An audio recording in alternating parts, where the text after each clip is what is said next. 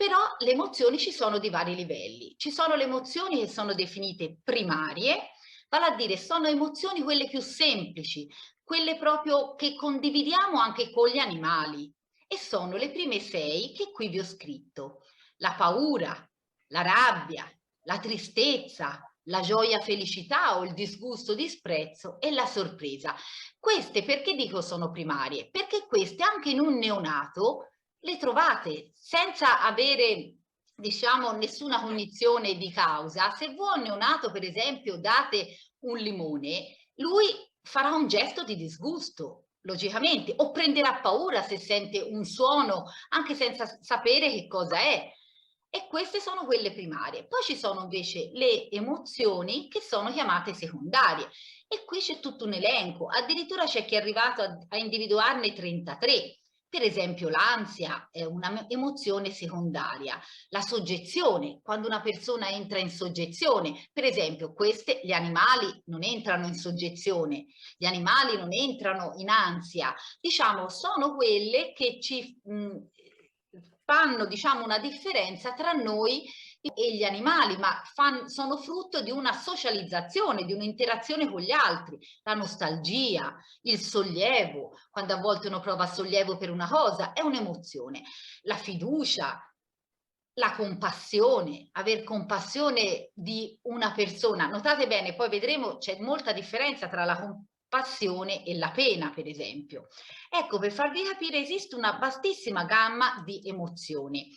Veniamo all'arte. Se noi andiamo all'arte più antica, più indietro nel tempo andiamo, questo è il ritratto della regina Nefertiti, considerate siamo nel 1390 avanti Cristo, è rappresentata la regina, la regalità come qualcosa di immutabile, di fermo, statico, di grande, ieratico, che non ha niente a che vedere con l'emozione, anzi perché un grande, un re non deve mostrarsi, le emozioni sono un lato, come avete visto, umano, no?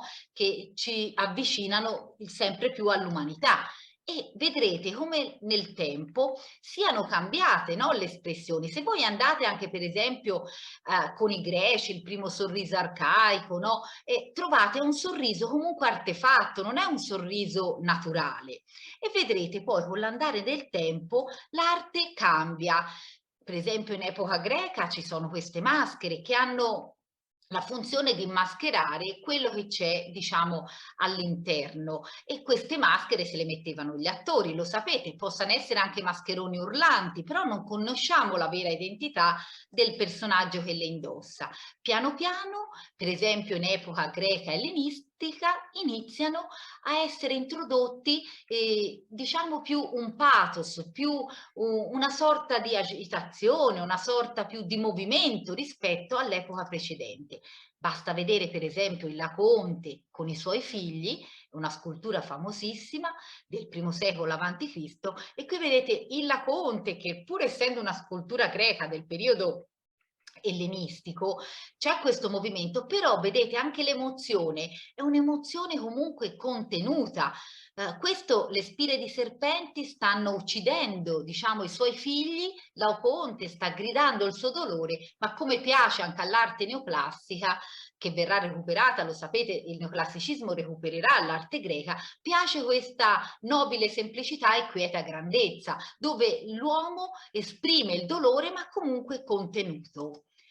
Vedremo poi con l'arte romana sempre più prendere il sopravvento il realismo. Ecco che qui si vede un volto corrucciato di un imperatore, un'espressione più seria, qualcosa che lo sta turbando. Arriviamo, pensate, al Medioevo con un artista quale Giotto che arriva a fare gli angeli, che sono creature divine, gli fa diventare umani, umani pure le creature angeliche si stanno disperando. Questo sono un particolare del compianto sul Cristo morto della Cappella degli Scrovegni a Padova.